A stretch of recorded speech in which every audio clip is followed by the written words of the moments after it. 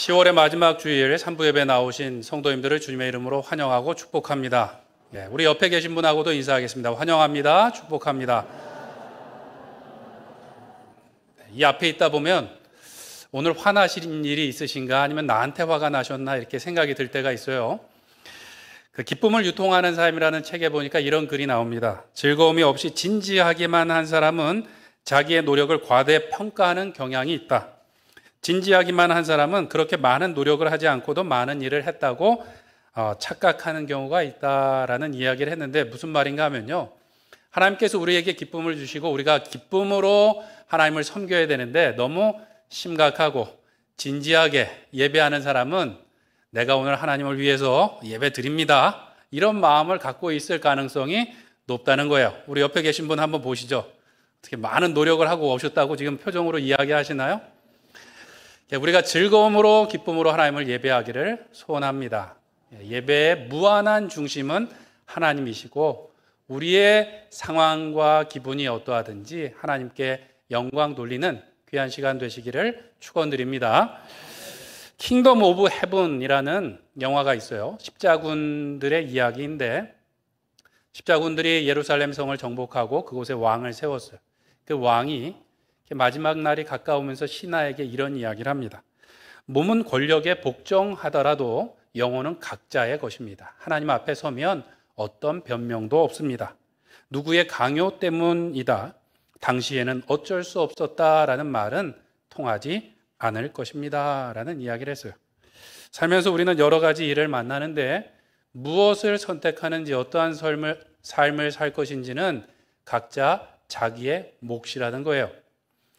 때로는 우리 자신을 스스로 속일 때도 있습니다. 어쩔 수 없었어.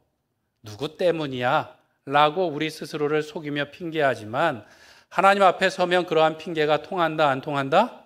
안 통한다. 자신이 없으시네요. 마지막 날 가면 아무것도 숨길 것 없이 하나님 앞에 우리가 서게 될 줄로 믿습니다. 그걸 분명히 명심하고 살아가시기를 축원드립니다. 2부보다는 아멘이 크셨어요. 네. 오늘 본문이 바로 그런 말씀이에요. 6월절에 예수님을 만났는데 서로 다르게 반응하는 사람들의 이야기가 나옵니다. 먼저 1절, 2절에 보면 예수님을 흉계로 잡아 죽일 방도를 꾸미던 대제사장과 서기관들이 나와요. 그런데 그렇게 흉계를 꾸미다가 지금은 명절이니 6월절이니 사람이 너무 많으니까 잘못하다가 이거 밀란이 날 수 있으니 명절에는 하지 맙시다. 그러고 일단 덮어두기로 했어요. 그런데 이 사람들에게 용기를 줬던 사람이 있습니다. 누군가 하면 12제자 중에 하나인 가룟 유다였어요. 10절, 11절에 보니까 가룟 유다가 그 사람들을 찾아가서 이야기하니까 그들이 어떻게 했다고요? 기뻐했대요. 명절이라서 우리 하지 맙시다. 조금 기다립시다 그랬는데 가룟 유다가 와서 예수님의 제자 중 한 명이 협력하겠다고 밀고 하겠다고 이야기하는 것을 보고서 기뻐했대요. 마치 포기했었는데 이거 하늘이 주시는 기회구나라고 생각하고 그들이 이제 그 일들을 실행하게 됩니다. 그래서 그 일의 수고의 대가인지 계약의 어떤 조건이었든지 은 30에 가룟 유다는 예수님을 팔아버리게 되는 것이죠. 그리고 성경에 보니까 언제 넘겨줄까를 이제 그때부터 가룟 유다가 준비하고 있었다는 거예요. 반면에 이 두 사람들 사이의 중간에 한 여인의 헌신의 이야기가 나옵니다. 베단이라고 예루살렘 건너편에 있는 동네에 나병 환자였던 시몬의 집이었어요. 예수님께서 식사하시던 중에 한 여인이 들어와서 예수님의 머리에 값비싼 향유, 곧 순전한 나드 한 옥합을 깨서 그냥 머리에다 다 부어버리더라는 거예요. 이 순전한 나드는 인도의 한 고산지대에서 한 꽃에서만 채취할 수 있는 그 향기 나는 기름이었다는 거예요. 그것을 증류해서 한 방울 한 방울 모은 아주 값비싼 향유였습니다. 그것을 한 번에 부어드리니까 사람들이 그 자리에서 말하기를 어찌하여 저 향유를 낭비하는가라고 말했대요. 이 향유를 300데나리온 이상에 팔아서 가난한 자들에게 줄 수도 있었겠도다라고 그냥 말만 한 것이 아니라 그 여인을 책망했다라는 거예요. 책망. 혼자 얘기한 게 아니라 나서서 그 여인을 책망했대요. 한 데나리온은 당시 일꾼의 하루 품삯이었습니다. 그러니까 300데나리온이면 300일의 일당에 해당되는 거예요. 그러니까 마치 지금으로 따지면 거의 한 사람의 연봉에 해당되는 돈입니다. 아무리 싸게 잡아도 지금 3천만 원 이상 되는 가치를 지닌 거예요. 한 분도 놀라진 않으시네요. 3천만 원 정도는 뭐 괜찮으신 것 같아요. 그것을 한순간에 그냥 부어서 드린 거예요. 다른 성경에 보면 향기가 그 집안에 가득했대요. 얼마나 갈까요? 한 하루 이틀 가겠죠. 어쨌든 그것을 다 쏟아 부었다는 것이죠. 원래 유대인들은 손님을 초대하면 입구에서 종이 그 손님의 발을 입구에 있는 항아리에서 물을 떠다가 씻겨드리고 들어오면 자리에 앉으면 이제 감람유, 올리브유를 발라서 머리를 빗겨준다고 합니다. 건조한 지역이고 먼지가 많다 보니까 이제 그 머리도 빗겨주면서 먼지를 좀 닦아내면서 만찬의 예의를 갖추는 거예요. 그런데 이 여인은 이미 식사가 시작되었는데 그냥 들어와서 예수님의 머리에 그 향유를 부어서 드렸다라는 것이죠. 요한복음에서는 그녀를 책망했던 사람이 누구인가? 가룟 유다였다라고 이야기합니다. 그리고 그가 정말로 가난한 사람들을 생각했기 때문에 그렇게 말한 것이 아니라 그는 돈 괴를 맡은 사람인데 그곳에서 도둑질하던 사람이다라고 말해요. 가난한 사람들 때문이 아니라 무엇 때문에요? 돈 욕심 때문에 그랬다라는 것이죠. 근데 사실 누구라도 그런 생각은 좀 해볼 수 있지 않습니까? 3천만 원, 4천만 원 정도 되는 것을 그냥 한 번에 부어서 그냥 드리고 끝나요. 조금 망설일 수 있겠고 쉽게 받아들이기 어려울 수 있지 않겠습니까? 그런데 예수님께서는 사람들에게 이렇게 말했습니다. 어찌하여 그를 괴롭게 하느냐? 그가 내게 좋은 일을 행하였다라고 말씀하셨어요. 또 가난한 자들은 너희와 항상 함께 있어서 너희가 아무 때든지 원하는 대로 섬길 수 있지만 나는 항상 너희와 있을 것이 아니다.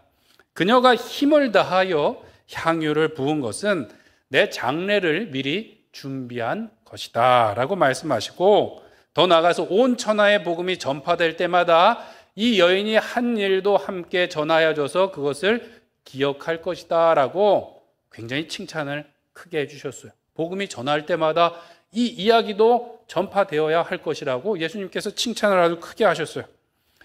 이 본문을 읽으시면 어떤 마음이 드시나요? 이 여인의 헌신을 보면서 부러운 마음이 드세요? 아니면 부담스러운 마음이 드십니까? 부러우시다고 말씀하셨어요. 예수님의 이 반응을 보면서 그래도 이해가 되시나요? 아니면 좀 이상한가요? 3, 4천만 원을 그냥 한 번에 부어 드렸는데 잘했다고 칭찬하셨는데 좀 부담될 수도 있지 않겠습니까? 어쩌면 우리 마음속에는 유다가 한 말처럼 그것을 팔아서 가난한 사람들에게 많이 나눠줬으면 더 좋지 않았을까라는 생각이 있을 수 있습니다. 사역을 하다 보면 비슷한 일들이 있어요.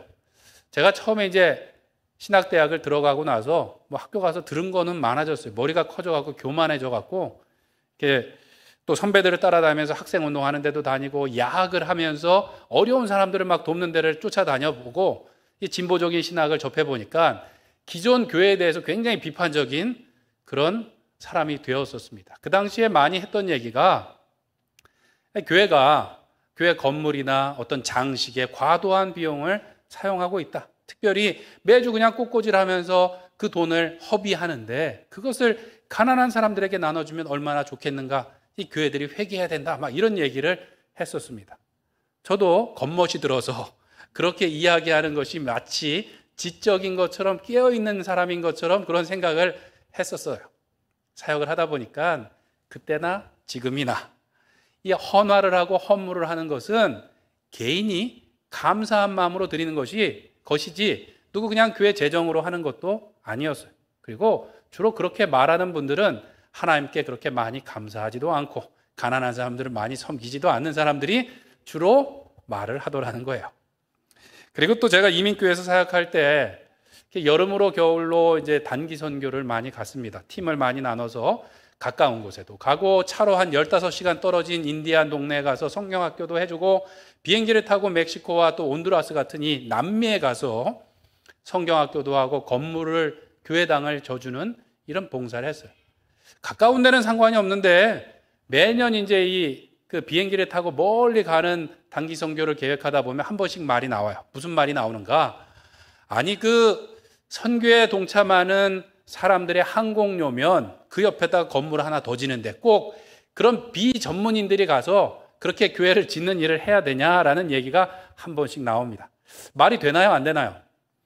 가서 저는 좀 힘 좀 쓰지만 자녀들을 데리고 가면 사실 일도 제대로 못 하는데 그 항공료를 드려야 되냐는 것이죠.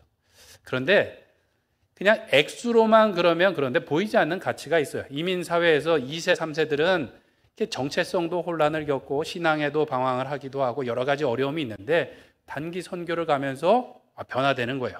신앙도 커지고 내가 하나님 나라를 위해서 귀하게 쓰임받을 수 있겠다라는 것을 막 딱 찾고 옵니다. 그래서 금방 중학생, 고등학생들이 커서 이제는 보내는 선교사, 가는 선교사가 되는 것이죠. 이렇게 우리가 세상에는 돈으로 계산되지 않는 일들이 있나요? 없나요? 있죠. 돈으로 계산할 수 없는 일들이 분명히 있습니다. 효율과 효과로만 볼 수 없는 일들이 있어요. 가장 쉽게 말해서 예술 분야도 그렇지 않습니까? 효과나 액수로 이렇게 평가할 수 있는 게 아니에요. 무슨 고흐의 그림이 뭘 얼마나 대단하다고 막 1,500억, 2,000억에 막 팔리는 거 돈으로 계산이 안 되는 거예요. 그리고 누군가를 사랑한다라는 것, 헌신한다라는 것도 사실은 이성으로 또는 어떤 그 계산으로 되어지지 않는 부분들이 있다는 거예요. 더군다나 우리의 신앙은 어떻습니까? 더 그렇죠. 왜?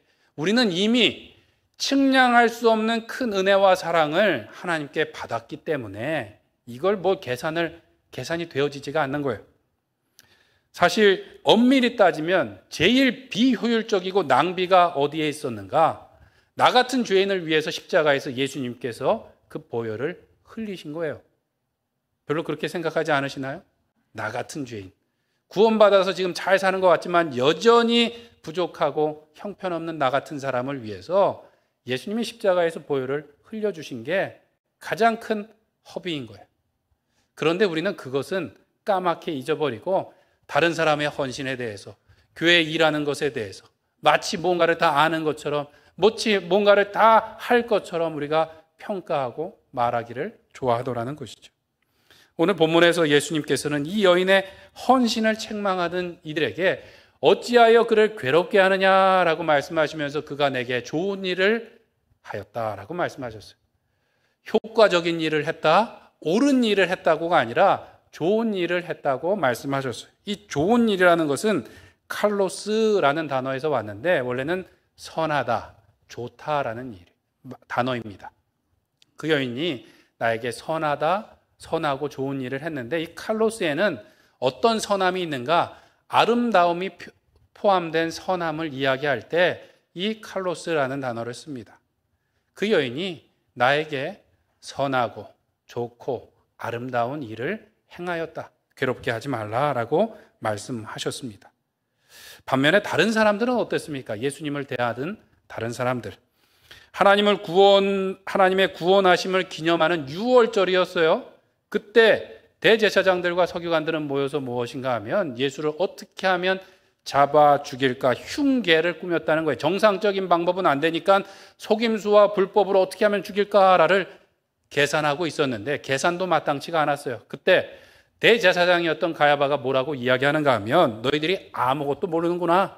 그러면서 요한복음 11장 50절에 보면 한 사람이 백성을 위하여 죽어서 온 민족이 망하지 않게 되는 것이 너희에게 무엇이라? 유익한 줄을 생각하지 아니하는도다. 이 바보 천치들아 이러고 얘기를 한 거예요. 그들의 계산은 뭐예요?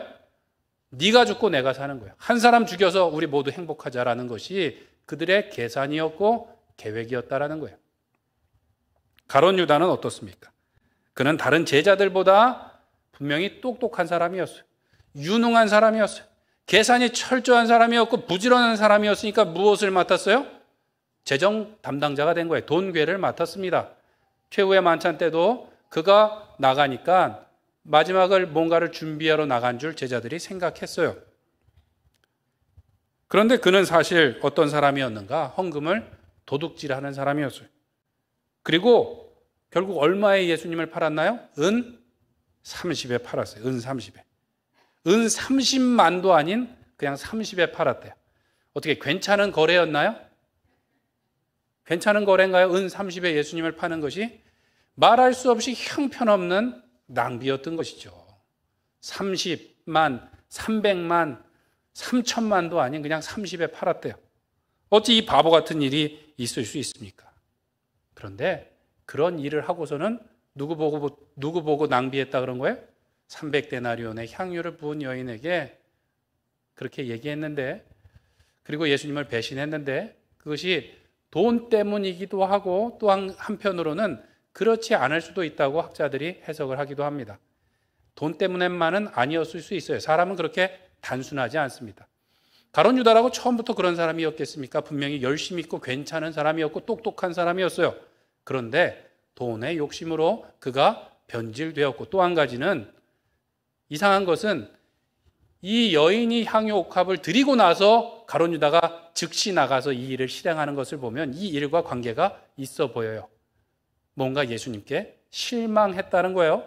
그리고 은 30에 예수님을 팔고 나서 끝난 것이 아니라 나중에 예수님이 정죄받고 죽게 되니까 다시 대제사장을 찾아갑니다. 그리고 취소합시다. 내가 무죄한 죄로 피를 흘려 범죄하였습니다. 그리고 돈을 다시 두는데 대제사장들이 뭐라고 얘기하나요? 우리가 무슨 상관이냐? 네가 당하라. 네가 책임져. 네가 한 일은. 이렇게 얘기하더라는 것이죠. 그는 예수님을 은 30에 판 것뿐만 아니라 사실은 그 많은 사람들 중에 제자로 삼아주셨던 은혜도 은 30이라는 헐값에 그냥 팔아버린 거예요. 예수님이 살아가던 그 시대에 예수님 곁에 있었던 그 복된 인생을 얼마에 팔아버린 거예요? 은 30에 그냥 팔아버렸다라는 거예요. 이들의 문제는 무엇인가? 예수님께 좋은 일을 하려고 한 것이 아니라 그들 자신에게 좋은 일을 하려고 했던 거예요. 예수님께서는 그 여인에게 내게 좋은 일을 행한 것이다 라고 말했는데, 예수님을 배반하고 팔았던 사람들은 자신들에게 좋은 일을 하려고 애를 썼던 사람이라는 거예요. 예수님을 왕으로 여기고 아름다운 헌신과 사랑을 드린 것이 아니라 내가 왕인 거예요. 누가 유익해야 되는 거예요? 내가 유익해야 되는 것을 행하였기 때문에 이런 결과가 발생한 것이죠.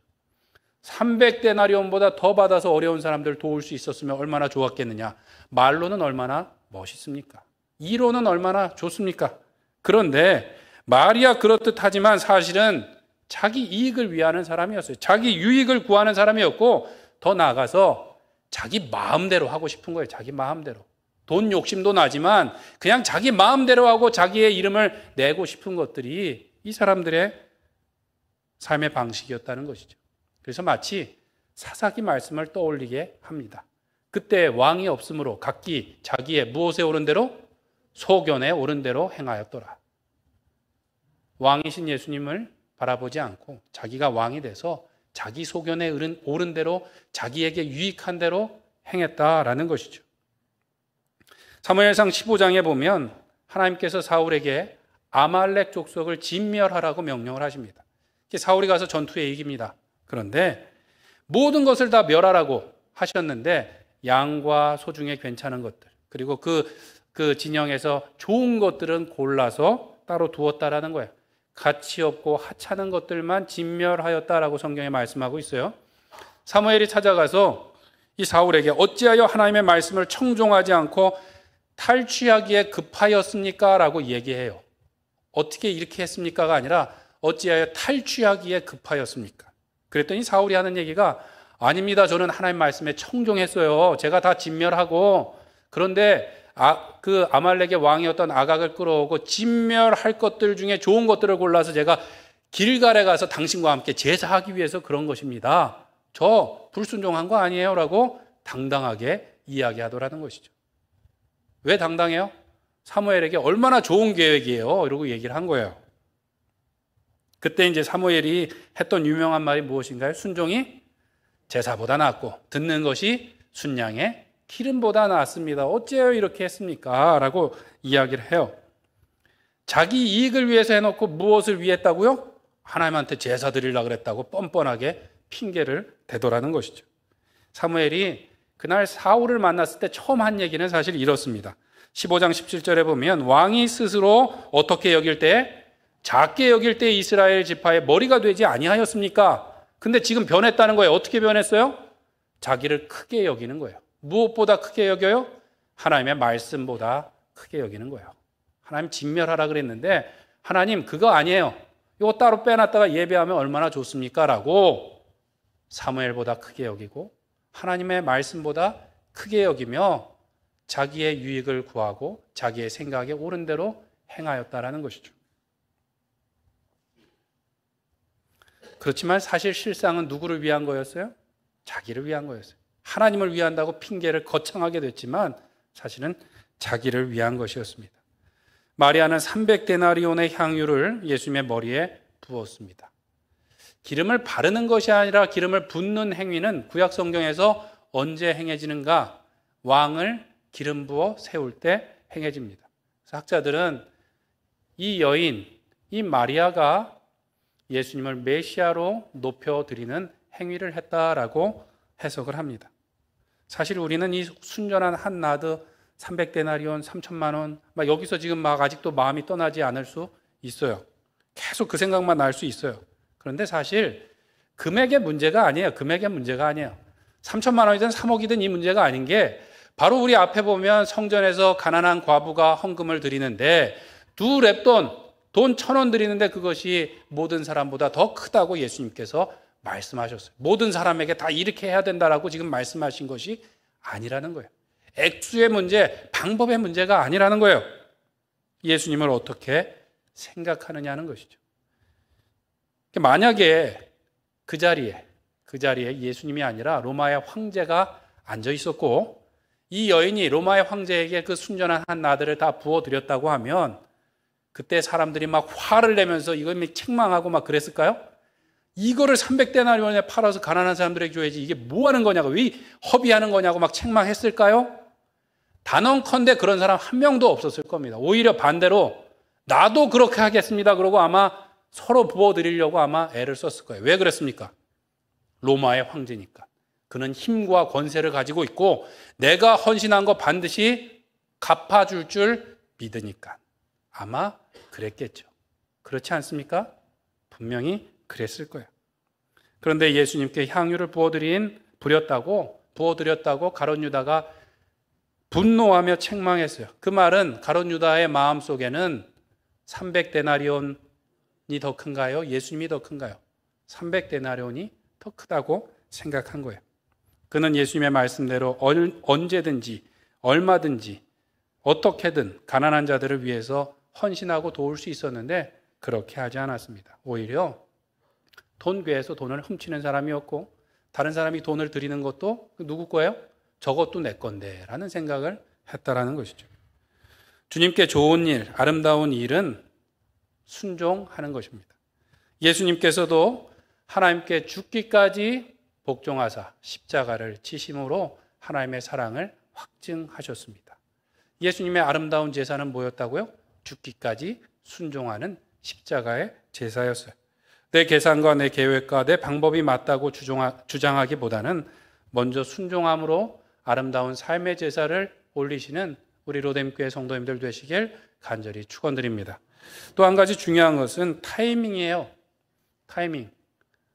그것을 언제 할 거냐는 것이죠. 이 타이밍을 맞춘다는 것은 준비한 사람에게만 주어지는 것입니다. 예수님께서 이 여인의 행동을 두고 내게 좋은 일을 행하였다라고 하는데 유대인 출신 학자는 이 좋은 일을 적절한 아름다움이라고 해석했어요. 적절하다는 것. 아름답다라는 것은 그냥 보기만 좋은 것이 아니라 그냥 그 장소와 때에 맞다라는 것을 의미하죠. 그래서 예수님께서 그녀가 힘을 다하여 향유를 부은 것은 무엇을 준비한 것이라고요? 내 장례를 미리 준비한 것이다 라고 말씀하셨습니다. 예수님께서는 이미 여러 번 자신이 고난받고 죽을 것에 대해서 말씀하셨는데 제자들은 들어도 깨닫지 못했어요. 그들의 마음속에는 나중에 예루살렘에서 예수님이 왕이 되시면 누가 그 우편 좌편에 앉게 될 것만 생각하고 있었던 것이죠. 그런데 만약에 이때가 예수님의 마지막이었다라는 것을 제자들도 알았다면 그 열심히 있었던 베드로가 가만히 있었을까요? 분명히 자기의 배라도 팔아서 예수님께 귀한 것을 드리려고 했겠죠. 그런데 안타깝게도 생각하지 못했어요. 안타깝게도 준비하고 있지 못했다라는 것이죠. 중요한 것은 이 여인은 미리 준비했다라는 거예요. 준비되어 있었어요. 그래서 그 장소가 나병 환자 시몬의 집이었어요. 그렇게 좋은 곳이 아니었고 이미 식사가 시작되었어요. 때가 별로 좋지 않은 것인데 이 여인은 준비하고 있다가 할 수 있을 때 바로 실행했다라는 것이죠. 반면에 가룟 유다는 오늘 11절에 보면 뭘 준비했어요? 예수를 어떻게 넘겨줄까 하고 그 기회를 찾더라. 가룟 유다는 어떻게 하면 예수님을 팔아버릴까를 준비했고 이 여인은 어떻게 하면 예수님께 좋은 것을 드릴까 준비하고 있다가 그냥 때가 됐을 때 계산하지 않고 아까워하지 않고 망설이지 않고 그냥 부어 드렸다라는 거예요. 그게 준비입니다. 준비는 언제든지 할 수 있는 게 준비예요. 1956년 1월 8일에 에콰도르에서 짐 엘리엇이라는 선교사와 함께 5명의 선교사가 순교했어요. 대부분 다 20대 후반이었습니다. 산악기로 유명했던 아우카족에게 선교하기 위해서 경비행기를 타고 왔다가 그 강가에 착륙을 하고 그곳에서 한 4일을 지냈을 때 갑자기 그 부족이 돌변해서 창과 도끼로 이 선교사들을 아주 참혹하게 죽였습니다.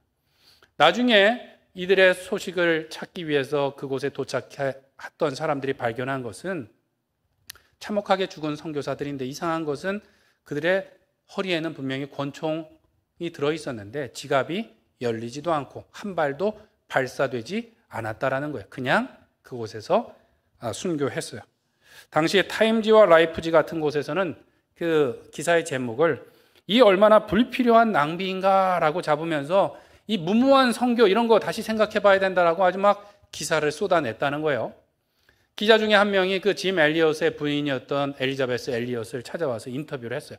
20대 초반인 결혼한 지 27개월 된 여인에게 이거 얼마나 큰 낭비입니까? 손해입니까? 이러고 시작을 했어요. 그랬더니 이 부인이 어째서 이것을 낭비라고 말씀하십니까? 나의 남편은 어렸을 때부터 이 순간을 위해 준비했던 사람입니다. 내 남편은 이제야 그 꿈을 이룬 것뿐입니다. 이후로는 내 남편의 죽음에 대해서 절대로 낭비라는 단어를 쓰지 마십시오라고 이야기했다는 것이죠. 그리고 아시겠지만 이 엘리자베스 엘리엇도 몇 년 후에 그 아우카족에게로 들어가서 선교를 평생을 하게 됩니다. 대학 때 이 짐 엘리엇이 쓴 일기에 보면 이런 글이 있습니다. 하나님, 제가 감히 하나님께 기도합니다. 기도하는데 감히 기도한대요. 이 부족한 나의 나무 토막 같은 인생에 주여 불을 붙여 주옵소서. 제가 주를 위해 탈 수 있도록 나의 삶을 주께서 소멸시키십시오. 이 몸은 주의 것입니다. 내가 오래 살기보다는 완전하고 풍성한 삶을 살게 하소서. 주님처럼이라고 적었다는 것이죠. 준비하고 있다가 주님께 모든 것을 드렸던 짐 엘리엇, 그리고 하나님께 아름다운 제사를 드리는 사람들의 공통점은 나를 높이는 것이 아니라 누구를 높여요? 주님을 높이고 나를 한없이 낮추는 거예요. 나무 토막 같은 내 몸, 주님 그냥 다 태워 주님 사용하여 주시옵소서라고 준비하다 보니까 원시 부족이 창과 도끼를 들고 와도 피하지 않고 그때 하나님께 자신의 생명을 드렸다라는 것입니다. 그런데 우리가 많이 생각하고 망설이고 고민하고 헌신하지 못하고 헌금 드리지 못하는 이유는 뭐예요? 너무 귀한 거예요. 너무. 뭐가요? 내 몸이 너무 귀한 거예요. 내 건강이 너무 귀한 거예요. 내 자녀들이 너무 귀한 거예요. 내 재산이 너무 귀한 거예요. 고민하고 계산하고 다시 생각하고 그래도 망설이고 드리지 못하는 것이 우리의 마음이라는 것이죠. 뭐가 더 귀해서? 예수님보다 내가 더 귀해서 나의 유익을 위해서 사는 것이 우리의 부족한 모습입니다. 사랑하는 성도 여러분, 가장 큰 낭비는 나를 위해서 십자가에서 흘리신 예수님의 보혈인 줄 믿습니다. 여전히 내가 왕인 것처럼 나를 높이며 내가 더 귀한 것처럼 나의 유익을 구하는 것이 아니라 순종하여 온전히 나를 드림으로써 아름다운 제사를 주님 앞에 올려드리는 우리 성도님들 되시길 간절히 축원드립니다. 헌금이나 헌신이나 우리가 계산을 많이 하고 걱정을 많이 하고 주저할 때가 있어요. 교회에서는 봉사자를 뽑는다고 주보에 광고가 나가지만 전화를 하시는 분이 거의 없어요. 물론 낯설고 어렵고 그래서 그러실 수도 있지만 우리 마음속에는 적당한 때가 되면 또 내가 할 만한 봉사가 있으면 내 자녀들도 좀 키우고 나면 내가 여유가 있어지면 그때 하리라 생각하는데 그때가 올까요? 안 올까요? 모르죠. 모르는 거예요. 올지 안 올지 몰라요. 그러다가 우리의 인생 다 끝날 수도 있는 거예요. 제가 좋아하는 말씀 중에 전도서 11장 1절에 보면 너는 내 떡을 어디에 던지라? 물 위에 던지라. 여러 날 뒤에 도로 찾으리라. 원래는 구제할 때 그냥 물 위에 흘려 보내는 것처럼 버리는 것처럼 그냥 띄워버려라. 그러면 하나님께서 기억하시고 갚아주실 것이다 라는 말씀이에요. 우리가 누군가를 섬기듯이 섬길 때이든 하나님께 뭔가를 드릴 때이든 너무 걱정할 필요가 없어요. 혹시 그거를 잘못 사용할까 봐 내가 너무 걱정할 필요가 없어요. 내가 일단 드리면 누구한테 드린 거예요? 하나님한테 드린 거예요. 나중에 그것으로 빵을 사 먹든 떡을 사 먹든 하나님이 알아서 하실 거예요. 너무 고민하고 아끼지 마. 사실은 고민하는 게 아니라 아까운 거예요. 우리 마음속에. 내가 더 귀한 거예요. 그러나 정말로 나를 위해서 나무 토막 같은 내 인생을 구원하기 위해서 보혈을 흘려주신 예수 그리스도를 위해서 오늘도 나를 내어드리고 순종함으로써 예수님의 몸인 이 교회를 위해서 성도들을 위해서 주님을 위해서 아름다운 제사를 올려드릴 수 있는 우리 모든 로뎀교회 성도님들 되시길 간절히 축원드립니다. 우리 함께 기도하도록 하겠습니다.